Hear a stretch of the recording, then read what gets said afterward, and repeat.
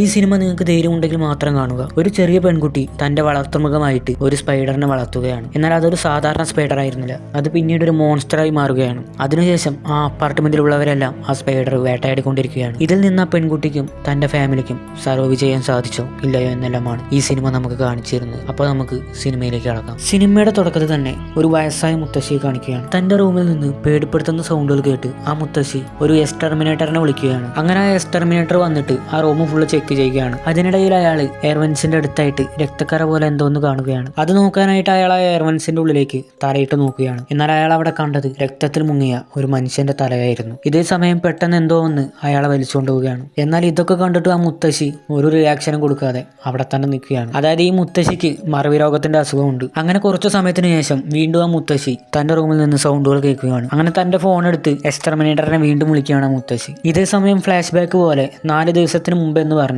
ഒരു സീൻ കാണിക്കുകയാണ്. അതായത് ആകാശത്തിൽ നിന്ന് എന്തൊരു സംഭവം വന്ന് ആ അപ്പാർട്ട്മെന്റിനുള്ളിലേക്ക് വീഴുകയാണ്. അതൊരു എഗ്ഗ് പോലെ എന്തോ ഒന്നായിരുന്നു. അങ്ങനെ ആ എഗ്ഗ് പൊളിച്ച് ഒരു സ്പൈഡർ പുറത്തേക്ക് വരികയാണ്. എന്നാൽ ആ സ്പൈഡർ വന്ന റൂമിനുള്ളിലേക്ക് ഒരു പെൺകുട്ടി ആരും കാണാതെ ഒളിച്ചു വന്നിരുന്നു. ഇതേ സമയം ആ സ്പൈഡർ ആ പെൺകുട്ടിയുടെ കയ്യിലേക്ക് വരികയാണ്. അപ്പോഴാണ് അതിനുള്ളിലേക്ക് ഒരു ലേഡി കയറി വരുന്നത്. വേഗം ആ പെൺകുട്ടി ആ സ്പൈഡറിനെ ഒരു ബോക്സിനുള്ളിലാക്കിയിട്ട് അവിടെ നിന്ന് പോവുകയാണ്.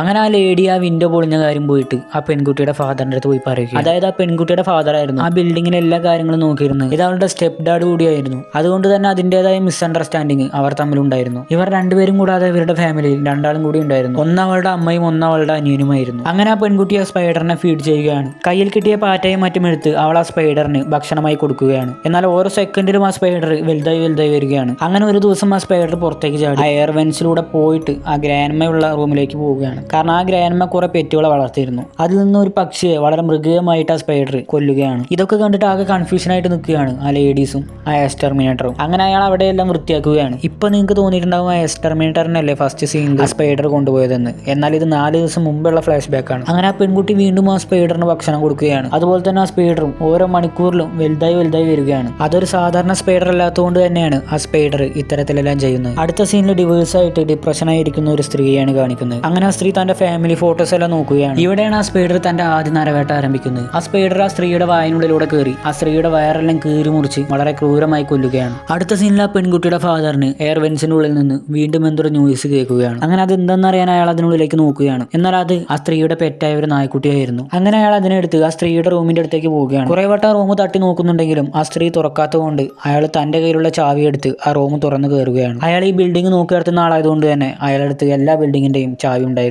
അങ്ങനെ പോലീസുകാരെല്ലാം വന്ന് ആ ബോഡി അവിടെ നിന്ന് കൊണ്ടുപോവുകയാണ്. എന്നാൽ ഇതെല്ലാം ആ സ്പൈഡറാണ് ചെയ്യുന്നതെന്ന് ആ പെൺകുട്ടിക്ക് അറിയില്ലായിരുന്നു. ആ സ്പൈഡർ വലുതായി വരുന്നതുകൊണ്ട് തന്നെ അതിനിടെ കുറച്ച് വലിയ കൂട് വേണമെന്നും പറഞ്ഞ ആ പെൺകുട്ടി തന്റെ റൂമിനടുത്തുള്ള സുവോളജിസ്റ്റ് ആയ ഒരാളുടെ അടുത്തേക്ക് പോവുകയാണ്. അങ്ങനെ അയാളുടെ അടുത്ത് ഇതിനെ കുറിച്ച് പറയുകയാണ്. എന്നാൽ ഇതെല്ലാം കണ്ട് വളരെ അതിശയത്തോടെയാണ് അയാൾ നോക്കിയിരുന്നത്. കാരണം ആ സ്പൈഡർ മിനിറ്റുകൾ കൊണ്ടായിരുന്നു വലുതായിരുന്നത്. ഇത് വളരെ ഡേഞ്ചറസ് ആണെന്ന് മനസ്സിലാക്കി ആ സുവോളജിസ്റ്റ് ഇതിനെക്കുറിച്ചെല്ലാം ആ പെൺകുട്ടിയുടെ ഫാദറിന്റെ അടുത്ത് പറയുകയാണ്. അങ്ങനെ ദേഷ്യം വന്ന അയാൾ നീ എന്താണ് ഇതിനെക്കുറിച്ച് ഞങ്ങളുടെ അടുത്ത് പറയാതിരുന്നത് എന്നും പറഞ്ഞ് ആ പെൺകുട്ടിയുടെ അടുത്ത് പോയിട്ട് ദേഷ്യപ്പെടുകയാണ്. ഞാൻ എനിക്ക് ഇഷ്ടമുള്ള പോലെ ചെയ്യും, നിങ്ങൾ എൻ്റെ റിയൽ ഫാദർ ഒന്നും അല്ലല്ലോ എന്ന് ആ പെൺകുട്ടി അയാളോട് ചോദിക്കുകയാണ്. എന്നാൽ ആ പെൺകുട്ടിക്ക് അറിയില്ലായിരുന്നു അവളുടെ ഫാദർ അവരെ ഉപേക്ഷിച്ച് പോയതായിരുന്നു എന്ന്. അങ്ങനെ അതിനെക്കുറിച്ചെല്ലാം അയാൾ ആ പെൺകുട്ടിയോട് പറയുകയാണ്. ഇതെല്ലാം കേട്ട് സഹിക്കാൻ വയ്യാതെ പെൺകുട്ടി തന്റെ റൂമിൽ പോയിരുന്ന് കരയുകയാണ്. അവളുടെ അമ്മ അവളുടെ അച്ഛനോട് നിങ്ങൾക്ക് സമാധാനമായില്ലേ എന്നും പറഞ്ഞ് തർക്കിച്ച് അവളുടെ റൂമിലേക്ക് പോവുകയാണ്. അടുത്ത സീനിൽ ആ സുവോളജിസ്റ്റ് ആ സ്പൈഡറിനെ ഒരു അക്വേറിയത്തിനുള്ളിലേക്ക് ആക്കിയിട്ട് അതിന് ഭക്ഷണം കൊടുക്കുകയാണ്. എന്നാൽ ഇവിടെ ആ വയസ്സായ നേടി ഒരു ശബ്ദം കേട്ട് എയർവെൻസിന്റെ അടുത്തേക്ക് പോവുകയാണ്. അവൾ അതിനുള്ളിലേക്ക് തലയിട്ട് നോക്കുകയാണ്. പെട്ടെന്ന് ആ സ്പൈഡർ വന്നിട്ട് ആ ലേഡിയെ അവിടെ നിന്ന് വലിച്ചുകൊണ്ടുപോവുകയാണ്. അടുത്ത സീനിൽ ആ പെൺകുട്ടിയുടെ ഫാദർ ഒരു TV നേരാക്കി കൊണ്ടിരിക്കുകയാണ്. എന്നാൽ ആ TV വർക്ക് ചെയ്യുന്നുണ്ടായിരുന്നില്ല. തന്റെ അപ്പോഴത്തെ സിറ്റുവേഷൻ കാരണം ആ പ്രഷറിൽ അയാൾ ആ TV അടിച്ചു പൊട്ടിക്കുകയാണ്. ആ ശബ്ദം കേട്ട ആ ചെറിയ കുട്ടി പേടിച്ച് കരയുകയാണ്. അതുകൊണ്ട് തന്നെ അവരുടെ അമ്മ ആ പെൺകുട്ടിയോട്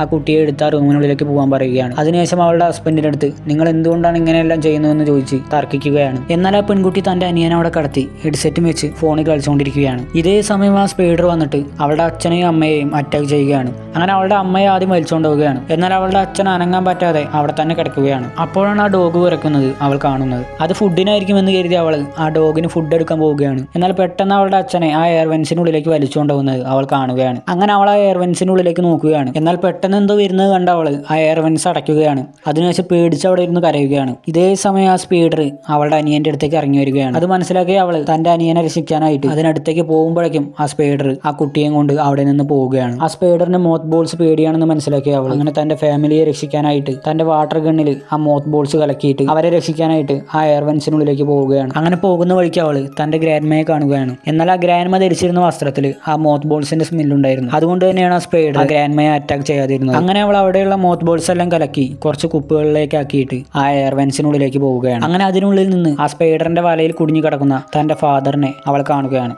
അതിൽ തന്നെയാണ് ആ ലേഡിയും കുടുങ്ങി കിടന്നിരുന്നത്. അങ്ങനെ അവൾ ആ മോത്ത് ബോൾസ് കലക്കിയ വെള്ളം തന്റെ ഫാദറിന്റെ ദേഹത്തേക്ക് വെച്ച് അവിടെ നിന്ന് അവർ രണ്ടുപേരും രക്ഷപ്പെടാൻ ശ്രമിക്കുകയാണ്. അപ്പോഴാണ് ആ സ്പൈഡർ അവരെ അറ്റാക്ക് ചെയ്യാൻ വരുന്നത്. ബാലൻസ് കിട്ടാതെ അവർ രണ്ടുപേരും താഴേക്ക് വീഴുകയാണ്. അങ്ങനെ ആ സ്പൈഡറും താഴേക്ക് വരികയാണ്. എന്നാൽ അവളുടെ ഫാദർ ആ മോത്ത് ബോൾസ് കലക്കിയ വെള്ളം ആ സ്പൈഡറിന്റെ ദേഹത്തേക്ക് ഒഴിക്കുകയാണ്. അതേസമയം പേടിച്ച ആ സ്പൈഡർ മുകളിലേക്ക് തന്നെ പോവുകയാണ്. ഇതേ സമയം മുകളിൽ നിന്ന് ആ എക്സ്റ്റർമിനേറ്റർ വീഴുകയാണ്. കാരണം അയാൾ മരിച്ചിരുന്നില്ല. അയാളും ഇതേപോലെ ആ സ്പൈഡറിന്റെ വലയിൽ കുടുങ്ങിക്കിടക്കുകയായിരുന്നു. എന്നാൽ ആ മോത്ത് വാട്ടർ ഉണ്ടെങ്കിൽ ആ സ്പൈഡർ അറ്റാക്ക് ചെയ്യില്ല എന്ന് മനസ്സിലാക്കിയ ആ എക്സ്റ്റർമിനേറ്റർ അവരുടെ കയ്യിൽ ലാസ്റ്റ് ആയിട്ടുണ്ടായിരുന്ന ആ ബോട്ടിലെ മോത്ത് വാട്ടർ തന്റെ ദേഹത്തേക്ക് ഒഴിക്കുകയാണ്. അങ്ങനെ അവരുടെ കയ്യിൽ അവസാനം ഉണ്ടായിരുന്ന ആയുധവും നഷ്ടപ്പെടുകയാണ്. പെട്ടെന്ന് അവിടെയുള്ള ഒരു പൈപ്പ് ലീക്ക് ആയിട്ട് ആ വെള്ളം മൊത്തവും അവരുടെ ദേഹത്തേക്ക് ആവുകയാണ്. അങ്ങനെ ആ എക്സ്റ്റർമിനേറ്ററിന്റെ ദേഹത്തുള്ള മോത്ത് വാട്ടറും ആ വെള്ളം കാരണം ഒലിച്ചു പോവുകയാണ്. ഇതേ സമയം ആ സ്പൈഡർ വന്നിട്ട് ആ എക്സ്റ്റർമിനേറ്ററിനെ അറ്റാക്ക് ചെയ്യുകയാണ്. ആ ഗ്യാപ്പ് നോക്കിയിട്ട് ആ പെൺകുട്ടിയും അവളുടെ ഫാദറും അവിടെയുള്ള എയർ വെന്റ്സിനുള്ളിലേക്ക് കയറുകയാണ്. അവരുടെ ഭാഗ്യത്തിന് അവളുടെ അമ്മയും അനിയനും ആ എയർ വെന്റ്സിനുള്ളിൽ കുടുങ്ങി കിടക്കുന്നുണ്ടായിരുന്നു. അങ്ങനെ ആ സ്പൈഡറും അവരെ അറ്റാക്ക് ചെയ്യാനായിട്ട് ആ എയർ വെന്റ്സിനുള്ളിലേക്ക് വരാൻ നിൽക്കുകയാണ്. അങ്ങനെ അവളുടെ ഫാദർ ആ ഡോർ ക്ലോസ് ചെയ്യാൻ നോക്കുകയാണ്. എന്നാൽ ആ പ്ലഗ് കറക്റ്റ് ആയിട്ട് കണക്ട് ആവാത്തത് കൊണ്ട് ആ ഡോർ ക്ലോസ് ചെയ്യുവാൻ സാധിക്കുന്നുണ്ടായിരുന്നില്ല. എന്നാൽ ഒരു വിധത്തിൽ അവളുടെ ഫാദർ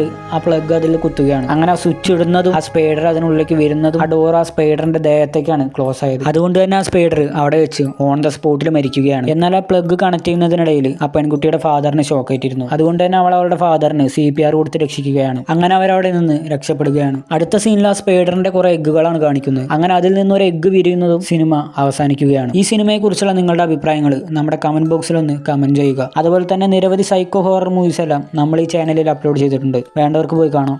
ഇനി നിങ്ങൾക്ക് ഏതെങ്കിലും സിനിമകൾ എക്സ്പ്ലനേഷൻ ചെയ്യണമെന്നുണ്ടെങ്കിൽ നമ്മുടെ കമന്റ് ബോക്സിൽ ഒന്ന് കമന്റ് ചെയ്യുക. നമ്മൾ പരമാവധി അത് എക്സ്പ്ലെയിൻ ചെയ്യാൻ ശ്രമിക്കുന്നതായിരിക്കും. ഈ സ്ക്രീനിൽ കാണുന്ന മൂവീസ് എല്ലാം നിങ്ങൾക്ക് ത്രില്ലടിച്ച് കാണാൻ പറ്റിയ സൈക്കോ ഹൊറർ ആക്ഷൻ മൂവീസുകളാണ്. ഇതും കൂടി ഒന്ന് നിങ്ങൾ കാണാൻ ശ്രമിക്കുക. അപ്പോൾ അടുത്തൊരു വീഡിയോയിൽ നമുക്ക് വീണ്ടും കാണാം.